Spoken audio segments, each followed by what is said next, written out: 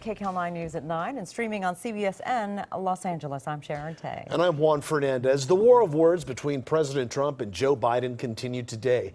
Biden lashed out at President Trump while at a campaign event right here in L.A. We also learned today House Democrats have subpoenaed documents from the White House concerning Ukraine.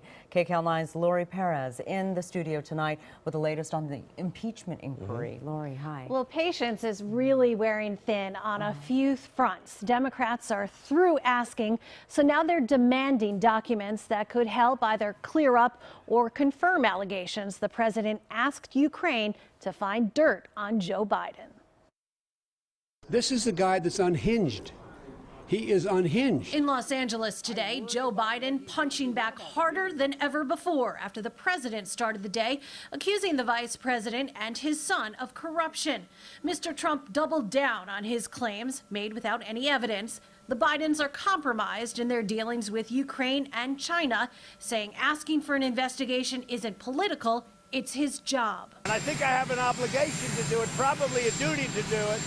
Corruption. We are looking for corruption. Democrats might say, right back at you. Late this afternoon, House Democrats followed through on threats to subpoena the White House after the administration ignored repeated requests for documents related to the impeachment inquiry.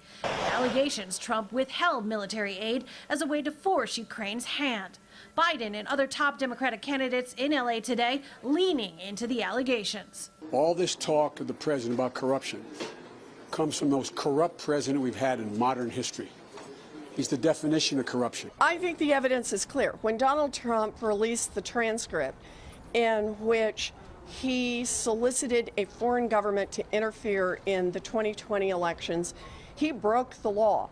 He clearly has admitted that he elicited the help of a foreign leader to interfere in our elections. The president appears confident he will be cleared, even if the House impeaches him.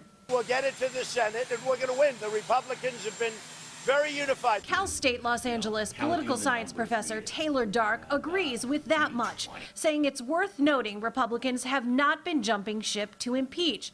And that could be because it's unclear if laws were violated or if this is more a question of abuse of power. Trump flies off the handle. He says crazy stuff all the time. And was this just one of his random comments? How much follow-up was there?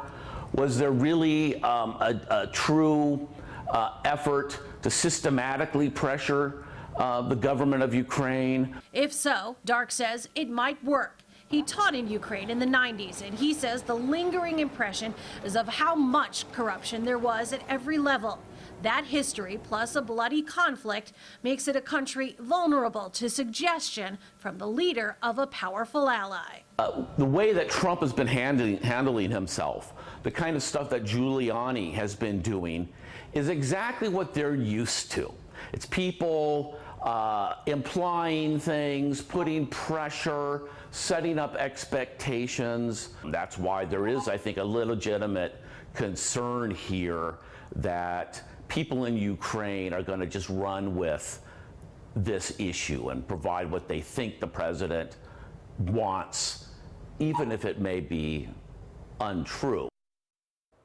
Now, yesterday, the president publicly called on China to investigate the Bidens. GOP Senator Marco Rubio said Mr. Trump only brought up Beijing to troll the press, and he does not think it's a real request. Back to you.